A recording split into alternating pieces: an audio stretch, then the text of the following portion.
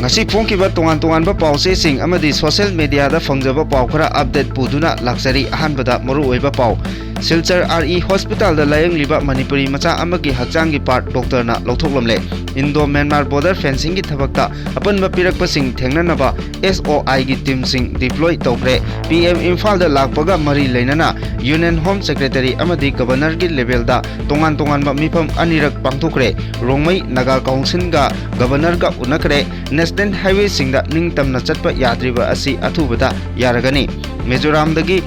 Myanmar fawba Rail Lambigi Semnabagi survey tauba loikre Singi district Marida Lochinduna Thamlamba Yamlaba Kuchukulai Kayamarum combined force na Pagat Pangamkre Loinana Nagaland gi Changmadagi Mau Pawbagi bypass road asi permanent bypass road ama oina semnaba gabanada taksinkre Hauzik Pau Santongna Pijari Arambai Tingol gi Luchingpurel Korongan ba khumana mahaki Facebook account da asumna post tawrakli Lisingani Kuntaruki April da census thigadori masigi mamangda kamaina illegal immigrant Khandok sige haiba core issue sing khanadre kok chungsinadre miyam su akhang ahei oja sing su kari khalibano khangre ruling su opposition su magi party da politics tawduna leire idea of Manipur da naron da changlakpa mitop sing su loina konsin gadori bara ngahak ki khanbada loidore ne aikoi mayam amaga hunaduna amana amada taisinaduna onchinaduna hau tawraga muthat minarasi haiduna asumna post tawrakli Saisakpa Tapta Zentagi interview gi post amada asumna korongan mana update toragli Huida nomakak pijakibada punsi chupa kaude ye mida chahi tara pijabadadi nomada kawe aduni oja khulngakpa singna thawai khubakta haplaga tawkiba singdudi kawkhraga ngahak asoiba kharada yeknabadongna onsin hunba ngangba kalak penarliba asini kari lebigi sini damna nungaitaba amakhak lei Kanana Tokyo High Highway Wakers Kandam Akoi Kadusing, Akoi intellectual sing, Akoi scholars in the Yauri, Moy dialogue to the Sam Itawayam Mike the body said. The project at the Titanian city, I go high, pin don't look high. Arambai Tingol 14 unit ki magidigi asumna update toragli Maribak Nungsibagi itana yomlaba Arambai Tingol 14 unit ki member amana angang ahumdagi tadana poklabadi ahum suba angangi asangba sel putoklagani kanade missing yamhalasi sel paiba lairik haiba khare pele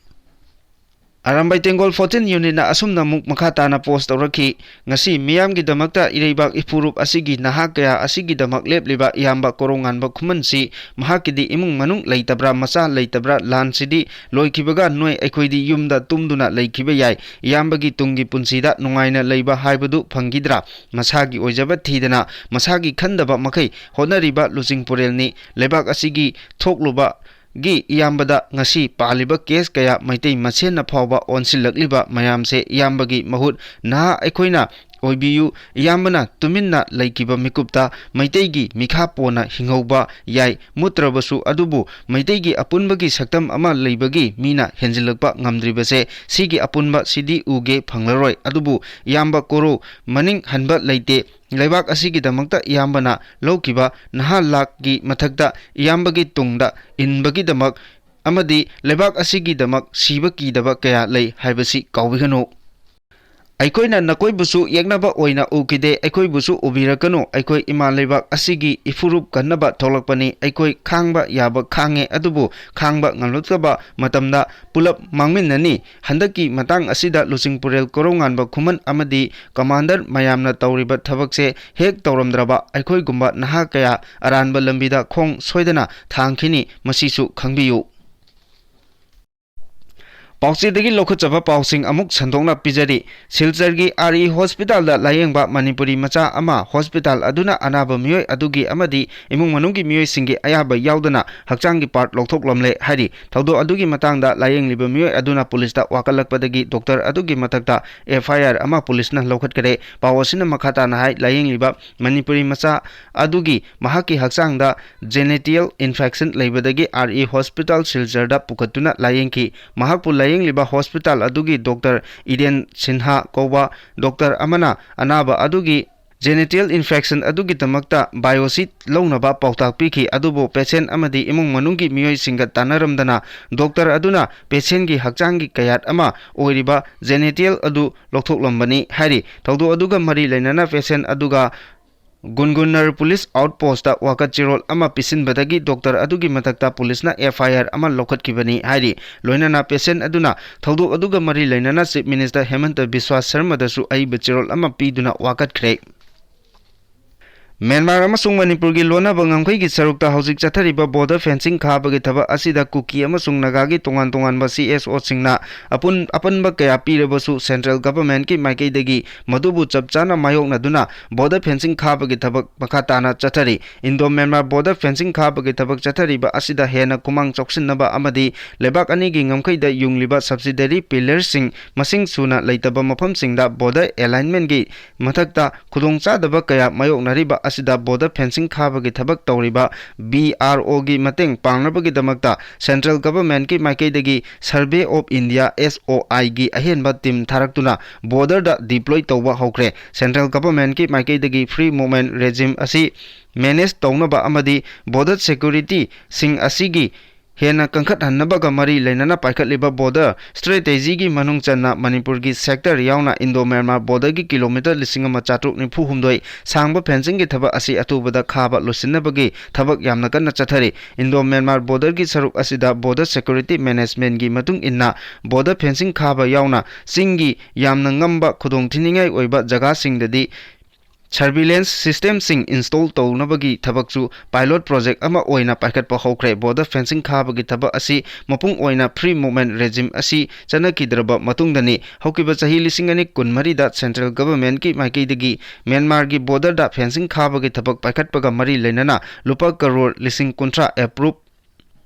Taukrabani hauzik BRO gi maikai international border gi Manipur sector da Myanmar ga lona ba kilometer chahum mariputra Nepal gi saruk asi fencing khabagi thabak yamna kanna chathari maru oina Myanmar da hauzik thokliba rajniti gi tangta daba phibam asina maram oiraga lebak asi da security gi nungnangba asi leptana hengalakpa amadi Manipur da refugees sing leptana changsilakliba asi thingnabagi border fencing khabagi thabak asida henba miyeng thamduna paikhalakibani adubu naga amasung koki body singi maikai dagidi border fencing asina lebak ani gi ngamkhai da tariba makoi gi historical ethnic tribe adu thadatnaba honarakpani haina yamna kanna ayatpa piduna lakibani honabaga loinana border fencing khabagi thaba asida athingbasu kaya piri adubu central government ki maikai dagi border fencing ki thaba asi hena thujinnaba surveillance of the India gi team sing border singda deploy tawduna Indo Myanmar border gi ground level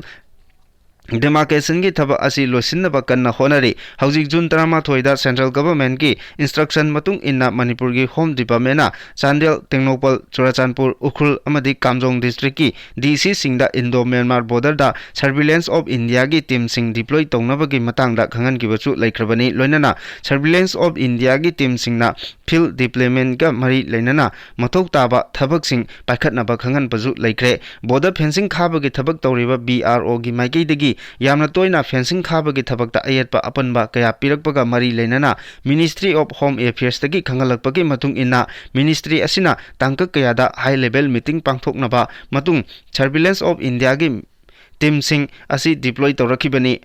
haukiba May 13 da Ministry of Home Affairs ki Joint Secretary Borders Management ki chairmanship makhada mipam pangthoktuna border fencing and road works link road to company operative base of Assam Rifles amadi anti-tragic point on India Myanmar border thabak sing asigi progress review tawnaba laikre meeting aduda Myanmar amsung Manipur gi ngamkhai ani gi marakta yungliba subsidiary pillar sing maru oina border pillar number 81 dagi 85 phawbugi suna leitabana demarcation da khutongcha daba amadi nakal animaki local singna athingba pirakpa kaya leiriba asigi matang dasu yamna kumna khanakhi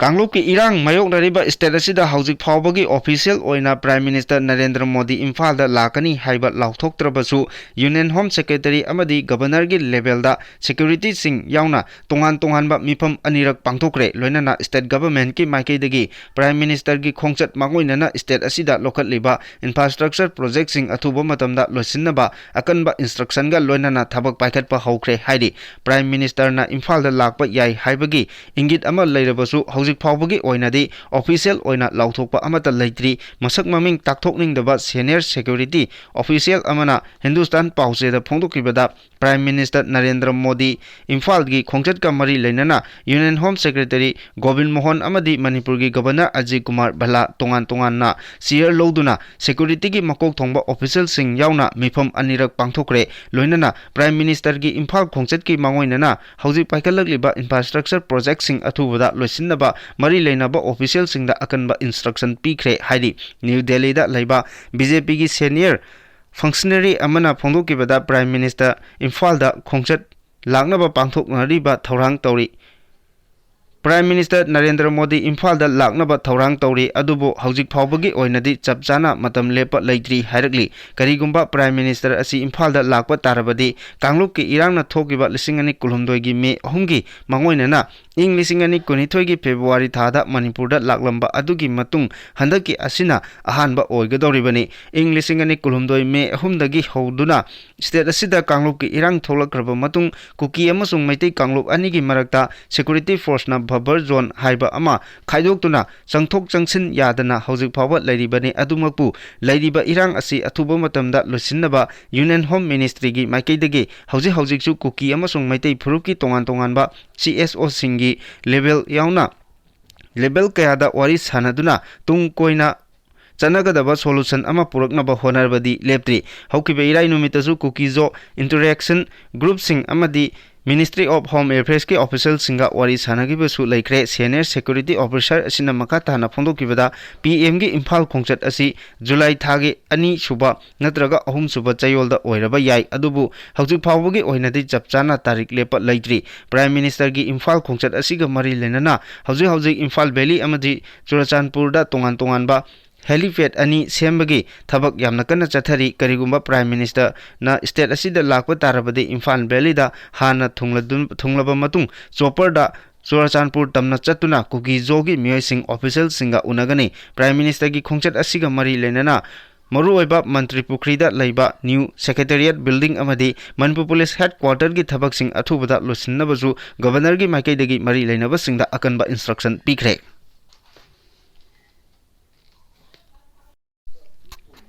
Rongmei Naga council की मिहुत सिंगना मणिपुर की governor Ajay Kumar भलागा राजभवन दा उनखरे Rongmei Naga council Manipur की मिहुत सिंगा उनखिबा अदुदा हौजिक तामेंगलोंग डिस्ट्रिक्ट मियामना थेंगनरिबा अवाबा सिंगी मतांगदा गवर्नर दा पाउदम की मरु ओइना डिस्ट्रिक्ट असिदा पब्लिक डिस्ट्रीब्यूशन सर्विस की सोथरिबा मईगी चांग नाइना फंगबा ngamdriba हेल्थ केयर की लमदा स्टाफ की अवार्ड पर लैरिबा ट्रांसपोर्ट सिस्टम सोथरिबा अमदी तोंगान तोंगान हिरम सिंगदा अवार्ड पर लैरिबा सिंग अदुदा मियंग चंगबिनबा वाफम सिंग थमखी रोंगमई नागा काउंसिल की वाकत सिंग अदु गवर्नर निंगथिना तारबा मतुंगदा डिस्ट्रिक्ट असिदा मियामना थेंगनरिबा खुदोंचादबा सिंग अदु मरी लेनबा लेंगा की ऑफिशियल सिंगदा खंगहंदुना मेंखतनबा होनरगनी हाइबगी थाजबसु रोंगमई नागा काउंसिल मणिपुर की मिहुत सिंगदा थमलखी हाइना पावसिना फोंदोली नेशनल हाईवे सिंगदा निंगतमना चटपा याद्रिबा असि अथुबा मतमदा यारगनी लांजेनरकिबा मियोय लिसिंग हुंफुनिथोय लैरंबा अदु लिसिंग 53 हंधखरे Manipur state commission for schedule tribe की अनीसुबा फाउंडेशन डे की थौरम होटल इम्फाल दा पांथोकरे होटल इम्फाल दा पांथोकिबा फाउंडेशन डे की थौरम दा Manipur state commission for the scheduled tribe की chairperson T Mathew Rongmei additional chief secretary finance Vivek Dewangan additional chief secretary tribal affairs and hills Anuraj Bajpai Manipur लेंगा की deputy advocate general S Bhupendra मरु ओइबा मियोय सिंह ओइना सरुक याखिबगा लोइनाना लेंगा की तोंगान तोंगानबा मियोय कया यावना गमदम असिगी मियोय कया सरुक याखि थरमदुगा मारी लेनाना chief secretary Prashant Kumar सिंहना फोंदोकिबदा lamdam asida hauzik thokliba irang asina maram oiduna national highway singda ningtamna ayat apan yaudana chatpa yadriba national highway sing ayambada athuba matamda ayat apan amata yaudana chatpa yaragani national highway singda ayat apan yaudana ningtamna chathok kasin tawba yanaba honabada state amasung center lengangna akanba mongda honari lisingani kulumdoigi me ahumdagi hoduna thokliba irang asina maram oiraga lanjenaduna leiriba miyoi singbo amuk hana masa masagi mafam singda hanagum khunda leita hanaba mifam kayara hana pangthoktuna yamna kupna khana nainaba loinana hiram asigi matangda home ministry amadi center lengaknasu akanba mongda kanna honari hiram asida kupna khanaraba matungda july thadagi hoduna tangkak ahumlak thokna lanjenaduna leiriba miyambu masa masagi mayumda athubada hanjin hannaba akanba thabak kaya lokhatle chatharebe irang asigi manungda yum lising nipan rom amang ata thoki yumsing adugi leinaba yum sanaba lupa lak ama lising kuntra phawa piduna yum salagani lanjenariba miyam July thada masagi yumda ayambana amu hanna hanjinduna kunda leitaragani irang asi horakpa lanjenarakpa miyoi lising humpunithoi rom leirambadagi hauzik lising yangkai tareta handarakle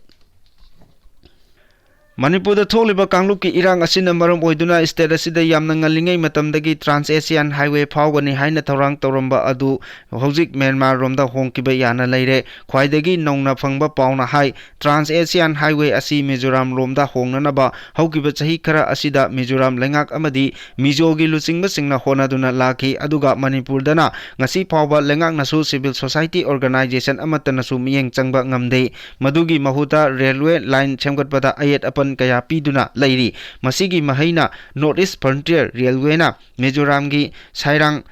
Siwi dagi Indo Myanmar border gi Zorinpui phawba rail lambi semnabagi survey tawba loikre hiramasigi matangda Mizoram gi Rajya Sabha member Ganan Bhenana hai capital city Aizawl dagi horaga Myanmar ga lonaba ngamkhai manakta leiba Longtalai district phawba rail lambi semnabagi proposal ama union government ta mangjongna pisin kiba laikre union da pisin kiba railway minister Ashwini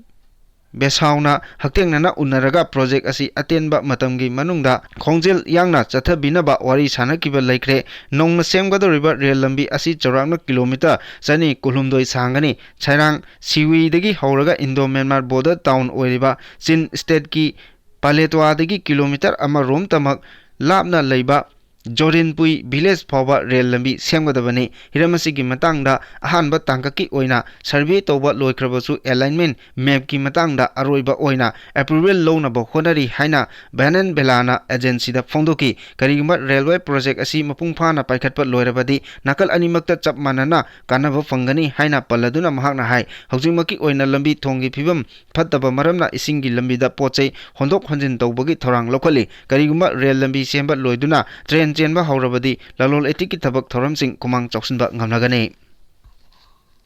Security Force ke kambuna Manipur gi tongan ba ching amasung tampak ani gi mafam singda search operation chatharakpagi manung channa ngarang Tengnopal Kangpokpi Chandel amadi Churachandpur district gi mafam kayada lochinduna thamlamba khulai kaya phagatpa ngamle Manipur Police ki Director General of Police Office tagi media da thadokpa chirol amagi matung inna akaknaba pawsing phangbadagi Churachandpur Kangpokpi Chandel amadi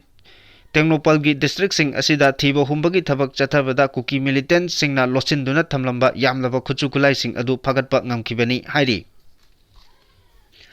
Manipur gi lifeline oiriba Imphal Dimapur lambi gi Nagaland gi Phesama da hojik landslide thokpadagi bypass road oina chatnariba Chakhama dagi mau fawba gi lambi asi permanent bypass road oina semnaba Manipur gi drivers union Senapati district truck owner union Senapati district truck drivers union Manipur Gorkha motor workers union gi mihut singna Manipur gi governor da memorandum pisinduna taksinkre governor da pisin kiba memorandum aduga mari lenana Manipur Drivers Association gi secretary su oiriba National Highway Truck Union Federation gi legal advisor su oiriba Sanjoy Khatrimayumna Paumi singna phongdokibada Nagaland gi Phesama da landslide thopuna maram oiraga lamdam asigi nongmagi tangai fadaba changgadaba polamsing maru oina chana thaknaba amasung hidak langthaki polamsing asi mau Kedima amadi Chakhama fauduna bypass road Chemlaga Imphal tamna pusilakibani hariba bypass road asi semnaba honabada